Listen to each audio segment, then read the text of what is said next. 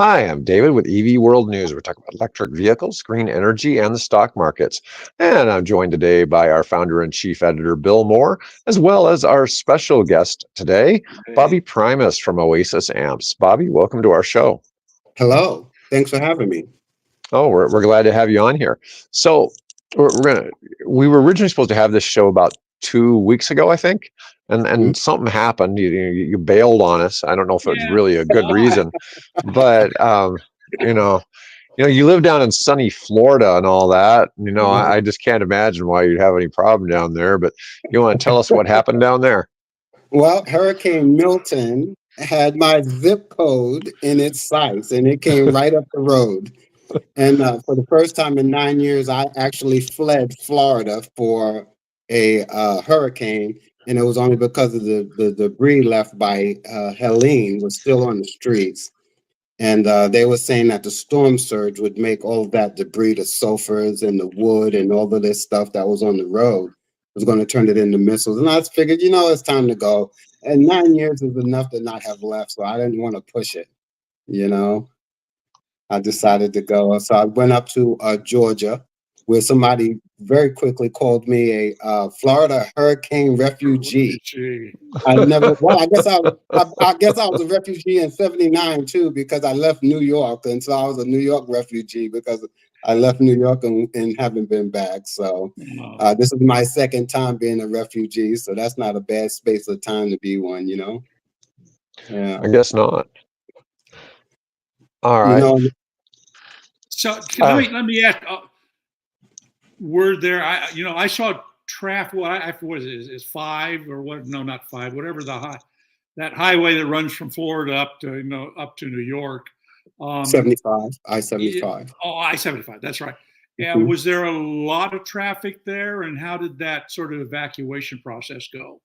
Well, so looking at it coming from the north, there were linemen coming to the state from all over the country. Yeah.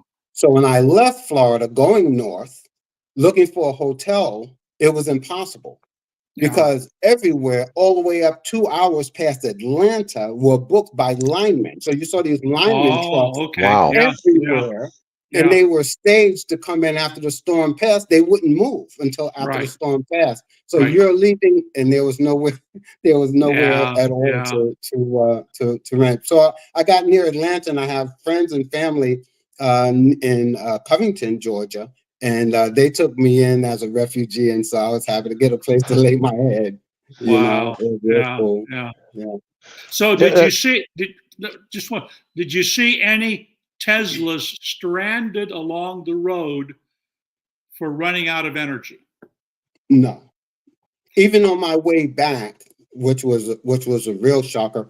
On my way back, I was watching the news the whole time because I was seeing if my place got hit. But I had turned all my cameras inside, and I put baggies with air in them by doors and windows. So if any water came in, I would be able to see where it came from.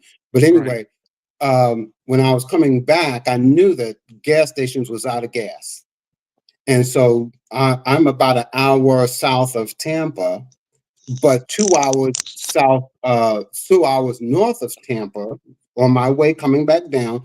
They didn't have gas either because people were leaving Tampa trying to find fuel, petrol. Yeah.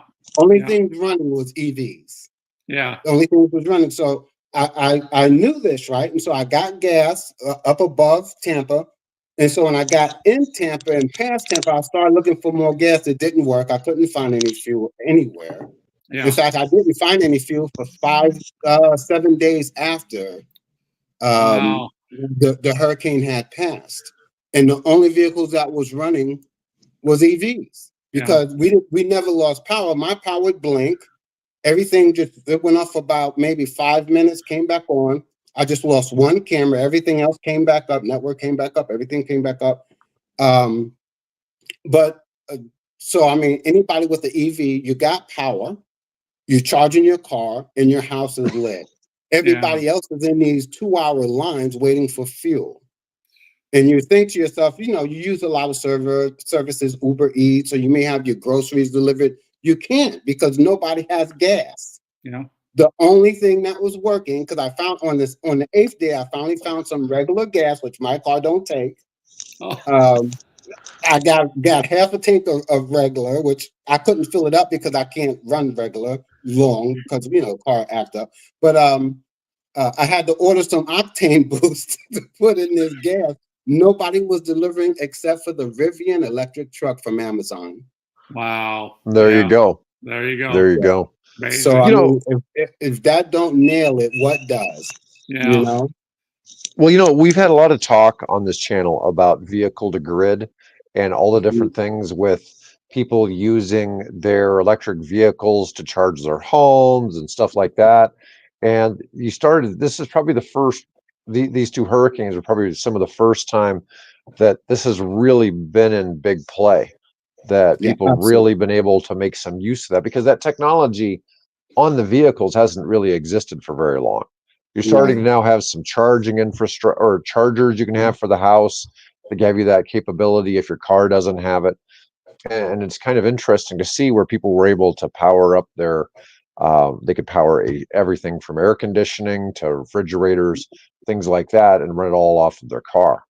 So, And that's what our overall goal is to actually not only get people off the grid to be energy independent, but to earn income from all of their energy independent investments.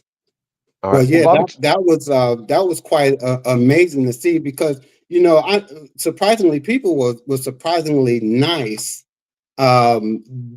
during times that it should be stressful, like at rest stops where there was overcrowded, there was people parked in grass and on sidewalks, and everybody's just trying to get off the highway to take a break or get something to drink or use the restroom. People were surprisingly nice. But 8 days after the hurricane, when you come back and you're looking for gas, people in line for this gas wasn't as friendly. They weren't Yeah.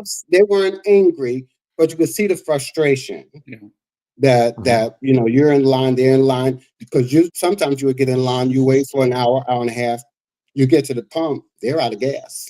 Yeah. And so the tensions was running a little bit higher as time went on. So yeah, the people in EV were just driving by. If they had an Uber Lyft or Uber Eats service, they were making a killing because they were the only ones available to get Only around ones without running. any Yeah. limitation. Yeah. Wow.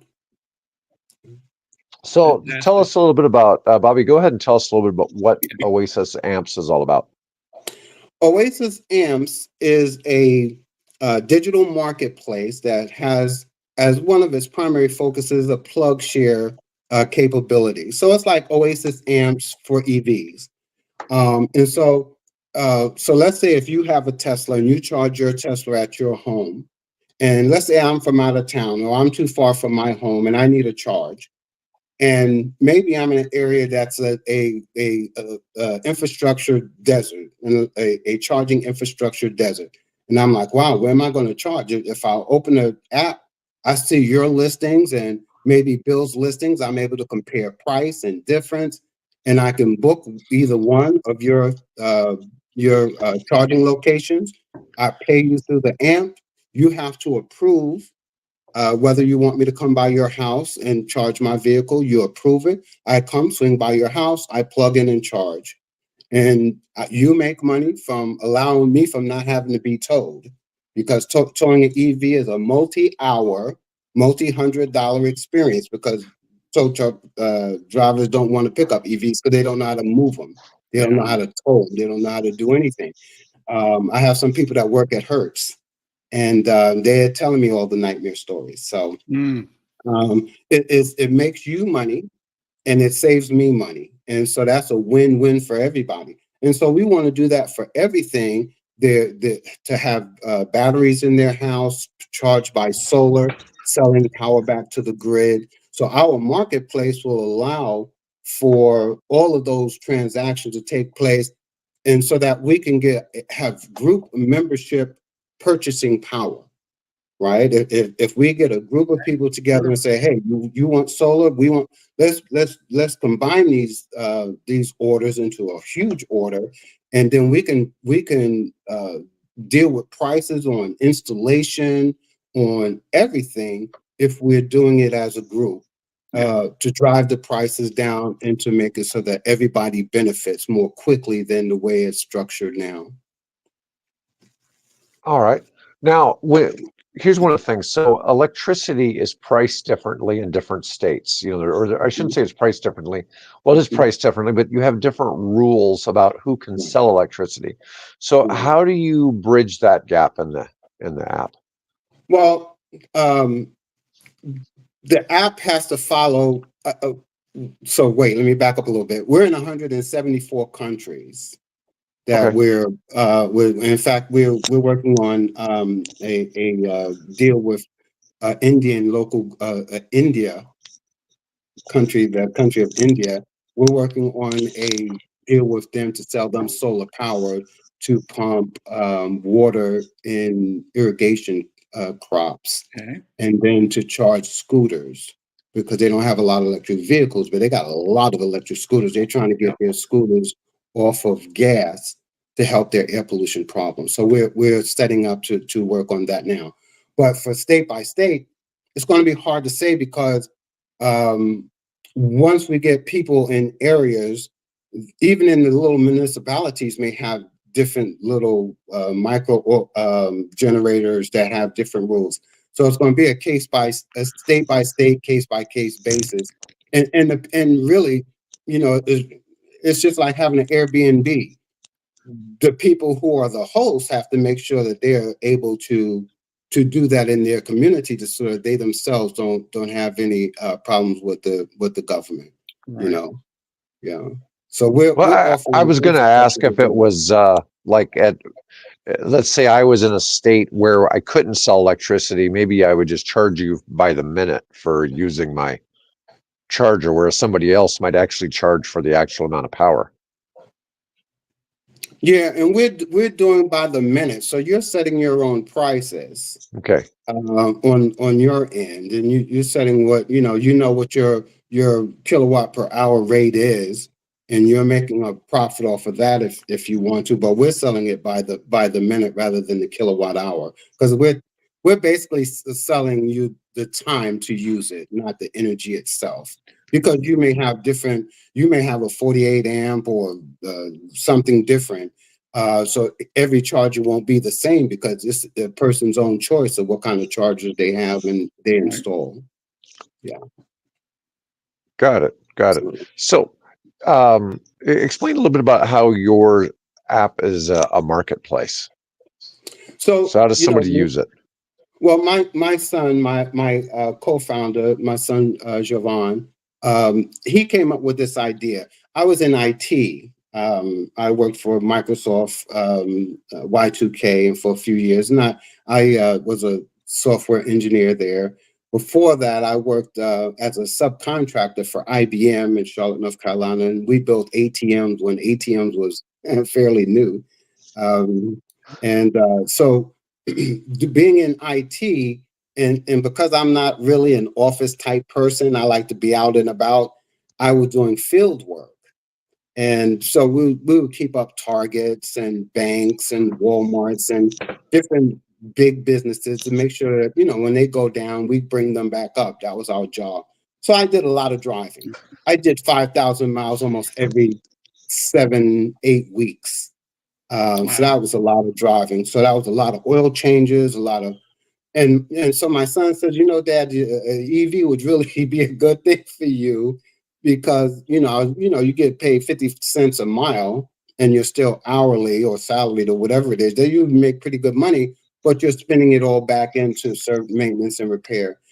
Yeah. And the only problem with the concept was I'd be in some small town USA, and there's a drugstore in the center of this town. There's a drugstore, a hardware store, a bank, and you might be there all night. And you're 50, 60 miles away from a charger. And you couldn't wait 30, 40, 50 minutes to charge a vehicle because once they're down, you got to hit the ground running and get them back up. That's all they care about. And so he came up with this idea of if if the neighbors had it, if it was more distributed in areas that don't have Tesla superchargers, let's say Tesla superchargers, they're near highways, they're near large shopping centers, they're not building them out in rural places. And so this way you could have a more distributed, more evenly blanket the country or any country, and find a place to charge. It may not be the fastest, but it's a place to charge. And something is always better than nothing, usually. Yeah.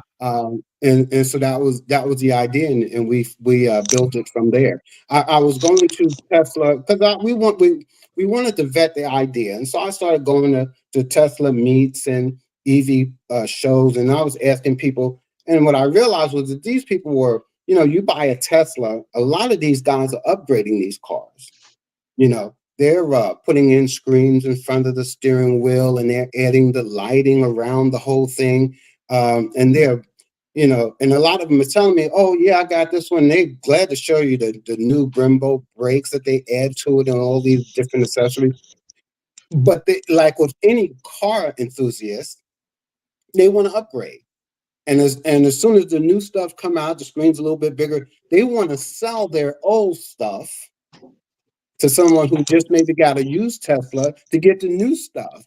Now, that's a marketplace right there, And so instead of throwing it on eBay and fighting for thousands of products, we have a marketplace for green products. You'll be doing solar batteries, solar panels, EV chargers, everything that allows someone to go green to come in and deal with people who are selected for that market. They're interested in that stuff as soon as they come through the door.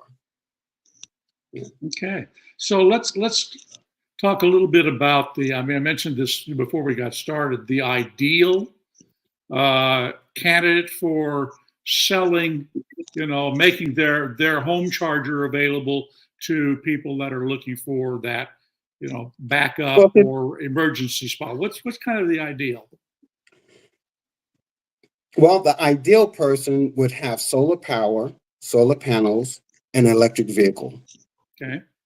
And because of the prices of all of these items are dropping like a stone. They're literally, the lithium prices has dropped 60% in the last 24 months. And so what we're looking for, though, to enter the market, unlike Airbnb, to enter the Airbnb market, you got to have an extra house that you don't need, right?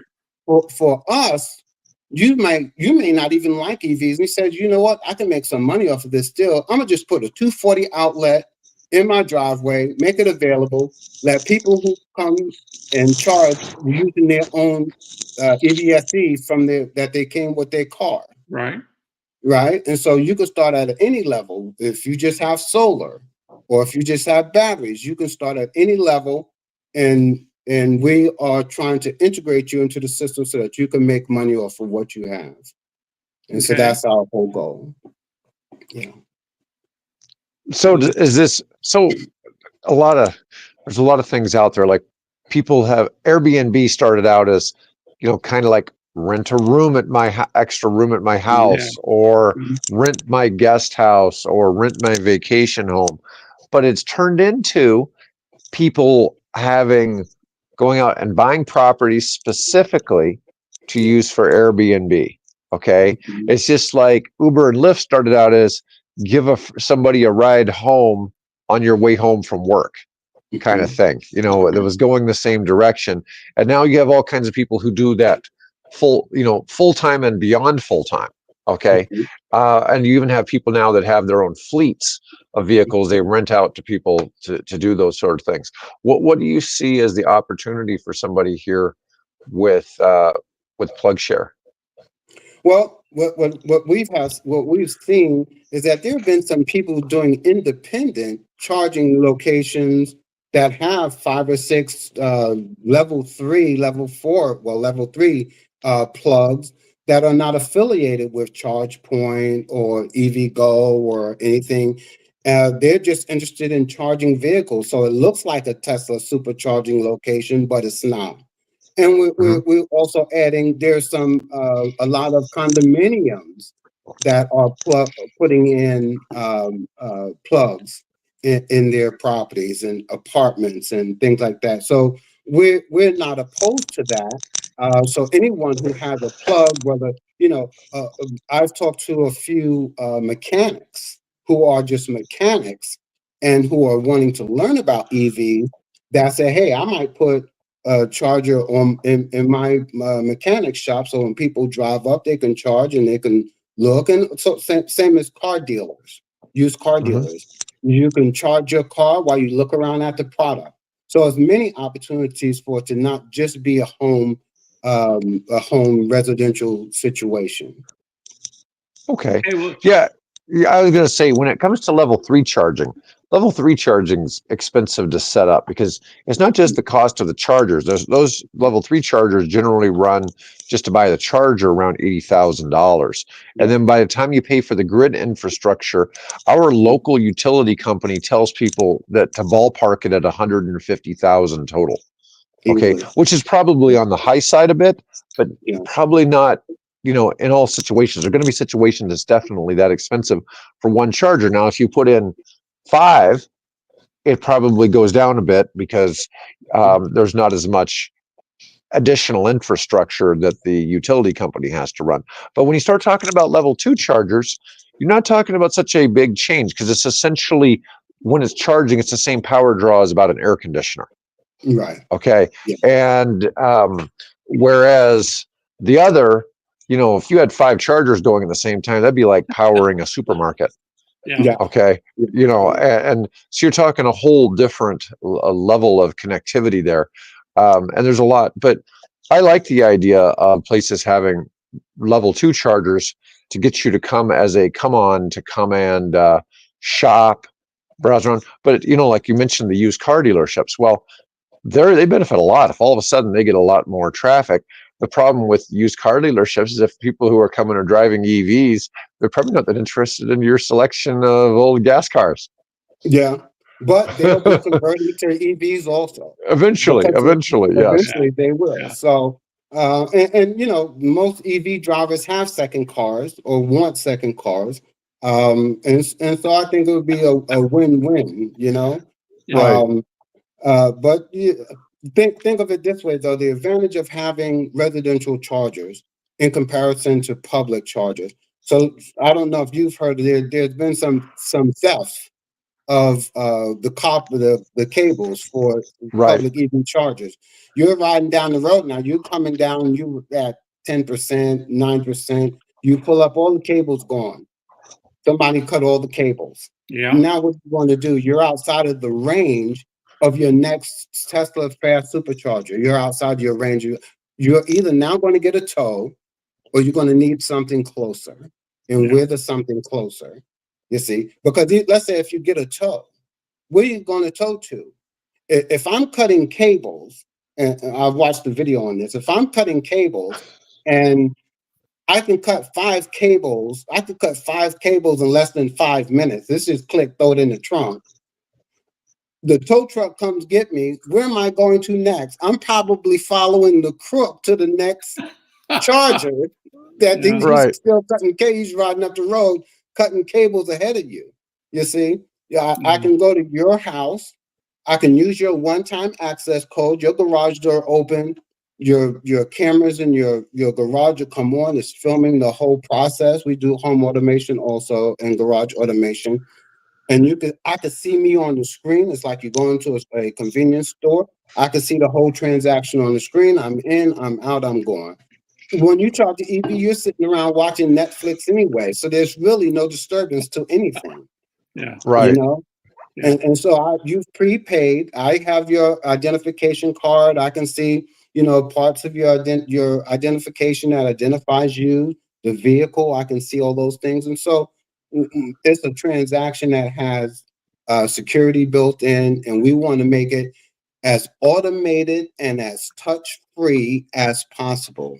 Yeah. That this money just shows up in your account. That's what our goals are. Let me observe one thing you mentioned about people having, EV owners having I would call it a backup gasoline car. I just posted a story today where they found, this particular study found 81% of EV owners have a backup gasoline car. And of course, that's US. That's US. That's you. And I had to raise my hand. I'm one of them because I've got a Prius sitting up there that is the backup for us in case we need to take a longer trip. So yeah, and but to be honest with you, I've almost always had two cars. I just recently sold my other car. It's just because Florida car insurance rates are just through the roof. Like their homeowners and mortgage, flood insurance is just through the roof.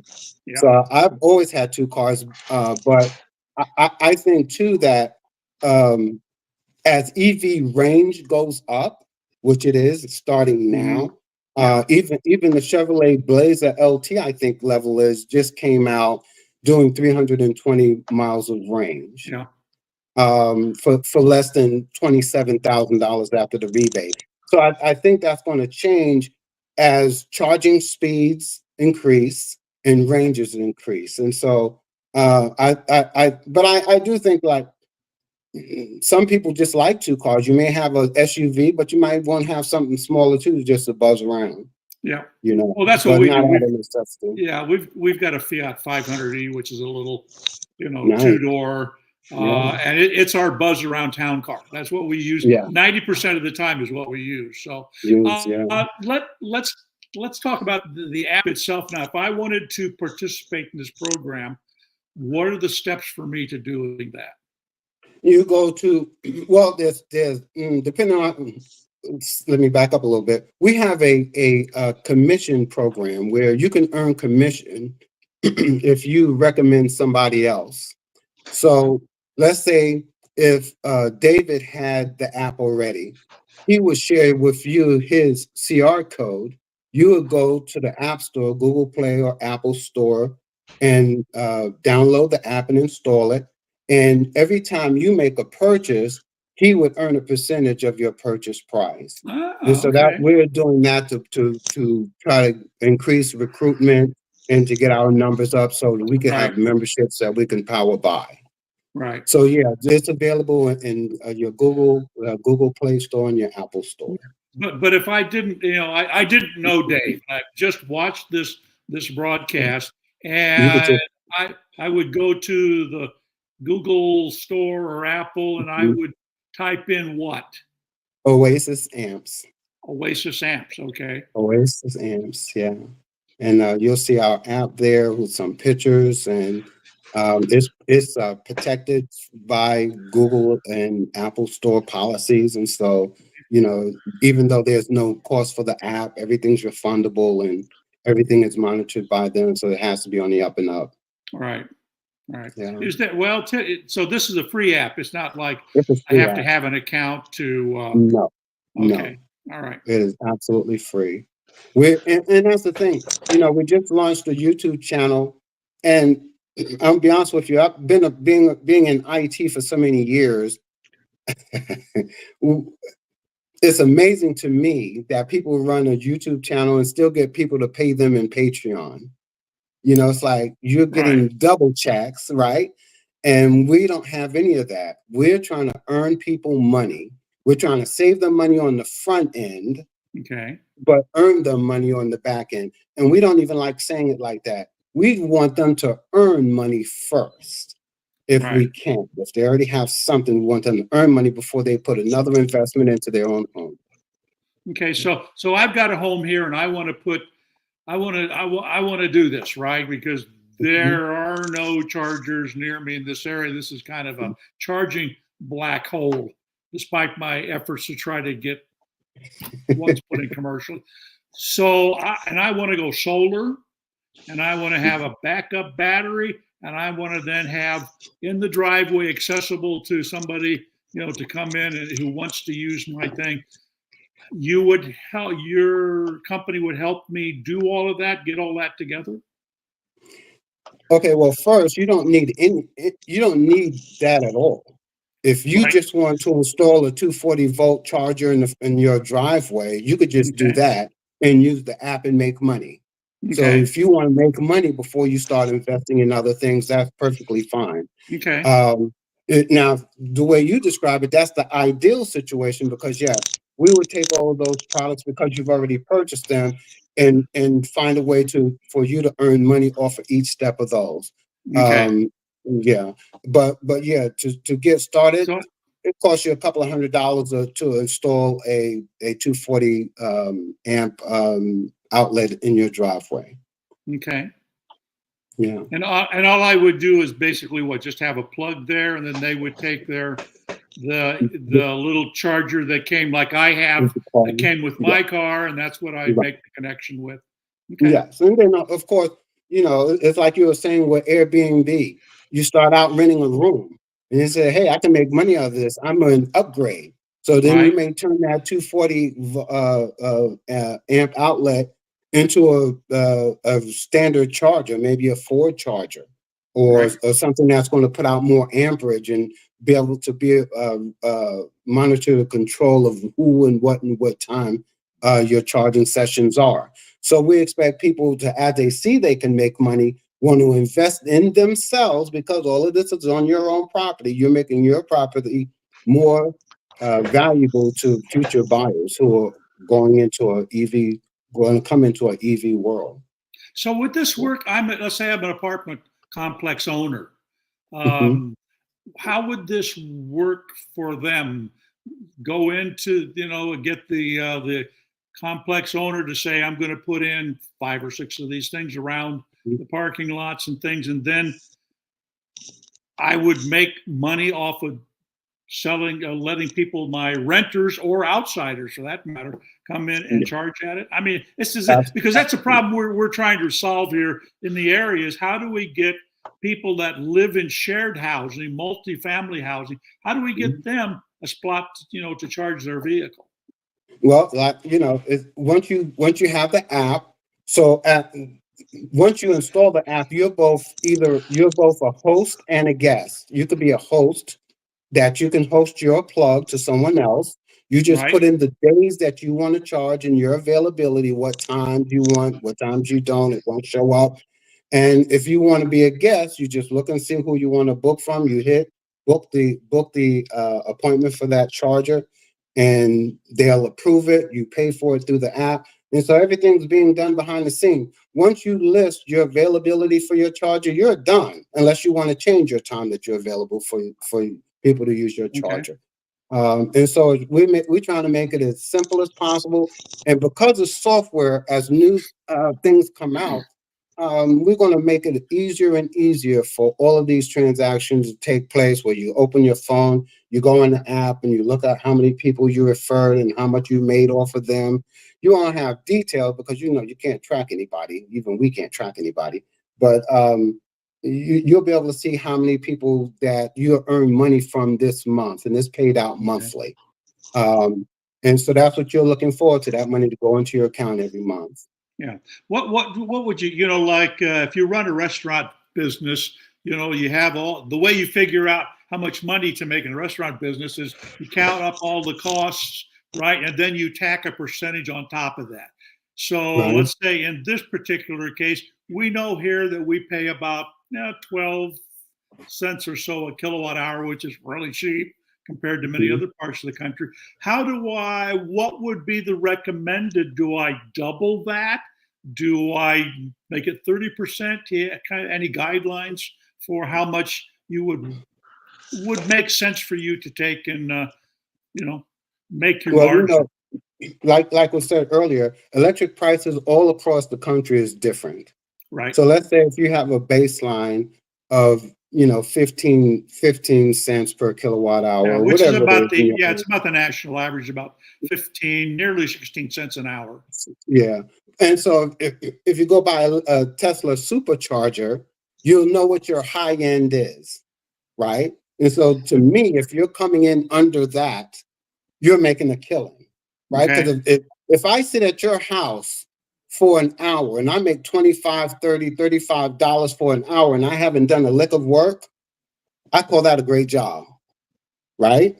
Right. Because you've only paid, you might have paid $5 for that charge, maybe $10. So that means you profited, if you sold it for $35 an hour, you profited $25 just to let somebody sit in your driveway and you know they're not leaking oil because they don't have any gas in the car. They don't have any oil in the car. So Right. it's easy money. And Right? then I can have a coffee maker in the garage, Well, install that's right. coffee, and sell them muffins while we're at it. That's right. So on some markups, you get to have some stuff to mark them up, right? You go to Costco's, clean them out, and come back I'm and mark thinking. it up. You could sell them some Delta 8. That's the only thing that's legal here in Nebraska. We aren't a Really? marijuana friendly state Oh, yet. wow. Right. We're getting there. We're getting there. There you go. Yeah. Well, Yeah, I don't know if I want to be responsible for somebody getting on marijuana and then driving. Driving, yeah. Well, if they have That might FSD, come back. depends if they have FSD or not. Oh yeah. Well, you gotta marry somebody who will go up home in Florida and have them drive while you inhale after them. I guess I don't know. Yeah. That's my full FSD. That's going to be the next thing. I'm sure it's already happened. Is driving and videoing somebody who's smoking weed while their car is driving itself. Yeah. So, I'll stick with the coffee maker and the There you go. There you go, Bill. Yeah. Any jail time I don't do, I'm happy about right there. That's what I'm. That's what I'm. There you go. No jail time. Yeah. There you go. But no, it's a clever notion. Well, and a lot of it, as you were said earlier, you looked at your plug sharing as being like a plan B. You know, when the level 3 chargers are not working anywhere, and so you're having to resort to a level 2, because a level 2 is not going to be a real quick charge, but it might get you enough charge. You can get down the road to the next working level 3 charger. Mm-hmm. Absolutely. So, and realizing that, you know, Tesla's uptime is in the mid to high 90s. Yeah. Everybody else's is in the 60s and 70s. Yeah. I mean, they have, you know, EVgo, ChargePoint, Electrify America. You can roll up on them and they can have a variety of issues. And then, of course, you have your vandalism also. So, I mean, and you know, as he was saying, that there's infrastructure deserts throughout the country and throughout the whole planet, as you know, actually. Yeah. And so that's why we're the Oasis. We're the you don't want to be towed option. And so as we make that more common, we think that people will prefer the safety of, because most of the people that have EVs are in really nice neighborhoods. You don't really see them a lot in more difficult because of the simple price of it. And so if I can go somewhere and get some peace and quiet, I can get some shut-eye for an hour, take a little nap, and jump up and go and not be worried. That's going to be my options. Yeah. Okay. Well, I'll tell you what. I mean, in the used car business, they don't seem to fall much below $25,000, because once they hit that $25,000 and they're eligible for that $4,000 federal tax credit, they seem to sell pretty damn fast. They sell fast, and that's why I think that this Blazer is going to be the game changer of game changers. You know, EVs have, well, there's been a couple of things, and I don't know how long you want to go. I think it's the Equinox you're talking about that they just announced it's $35,000, and then you get the 7,500. Right. Yeah. The Blazer is the one that they should have just discontinued it after that first review that the guy did, where they had 33 problems with the car. Yeah. So that didn't go well at all. That was one of the worst car releases ever. But I think that the prices of vehicles are going to continue to tank. There's a lot of you know, Elon Musk is bringing down EV prices because he keeps lowering the price. Yeah. And then Hertz went in behind that and ordered all of these electric vehicles. They didn't have the infrastructure to charge them. And then on top of that, they didn't instruct people how to use them properly. And so you have a lot of dissatisfaction with that. And so now they're dumping tens of thousands of EVs on the market, the used car market, and it's affecting prices. And of course, because the EV is not technically a vehicle, as has been known, it's more of a laptop with a motor. right? Because it's going to behave more like a consumer electronic than an automobile. Yeah. And that is now having an effect on ICE engines, because once EVs have the range, power, and price of an electric vehicle, of a combustion vehicle, there'll be no reason to buy an ICE vehicle. There'll be no upside to buy an ICE vehicle. If the range is the same, if the price is the same, why am I doing all this maintenance? Ford, and if you count, yeah, I was going to say Ford just announced that the price on their iTransit van is the same for both the electric and the gasoline version. Yeah. Parity. And so if you realize that in the 150,000 miles of driving an EV, what you pay in difference for oil changes, timing belts, transmission flushes, the difference in gas prices, you've already spent the $20,000 that I would have to spend after 150,000 miles if I had to replace my battery, right? I would replace my battery for $20,000, but you spent that over the last 10, and you don't feel it because you drip dropping it every week into the gas tank and into all of these maintenance. Because, like I said, I did tech support. I was doing oil changes almost every 2 months. And it just gets so to the point where I can go all that time without giving the dealerships all of this money. And then, that car gets 150,000 miles out of it. I could sell it and start over rather than doing big services to it, Okay. So have you done any projections? I mean, I assume this is going to depend on the neighborhood. It's going to depend on what the competition is, around, how many superchargers there might be or how many easy goes or, whatever. Any idea what a person might think? I mean, how many times might they have somebody sitting in their drive, and unknown, a stranger sitting in their driveway, charging their car, and what they might, a couple $1,000s in a year or a few hundred. Any ballparks there? You would figure if somebody would, you're going to charge an EV maybe 4 times a month. Let's say we had 150,000 people doing 4 times a month. On average, I think the average home user would make several $100s per month. Okay. Easily. It could, we've done, again, it's just so much variation. It could be a couple of $1,000s. It just depends. Right. On where you are and what kind of demand you have around you. And that's going to be the thing, is demand. How much you charge. And that's why I say I would check what the Tesla superchargers in your area is selling first. Okay. What they're charging you for a kilowatt hour. And then come in under that.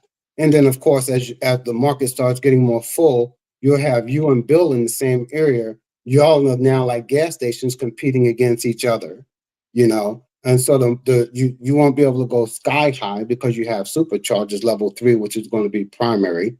Right. But then you're going to have what's my backup prices is going to be. So, yeah, we're expecting people to earn, if not $1,000, maybe $2,000 a month with good traffic. Okay.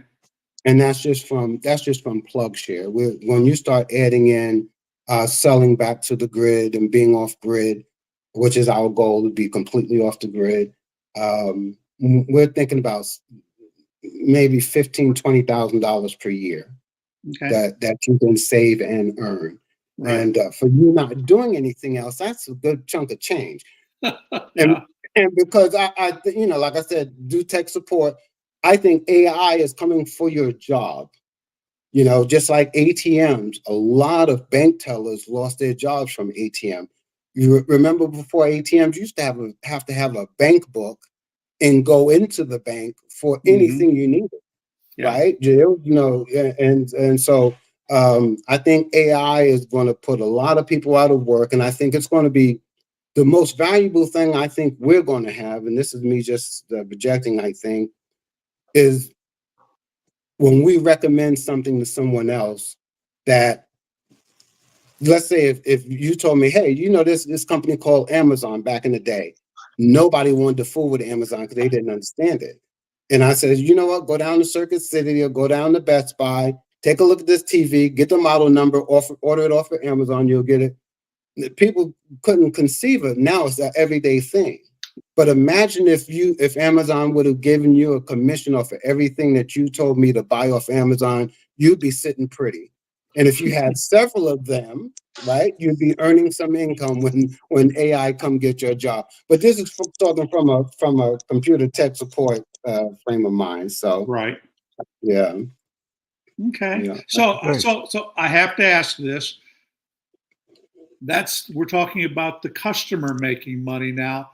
Where does Oasis AMP make its money then? I assume you take a portion of those transactions then? Yes, we take a portion of the seller and a portion of the buyer on the back end, but we give portion. If you were referred, we give a portion of what the purchaser purchased to the referral, and so that's where that money comes from. So we take less on that end to help those who help us.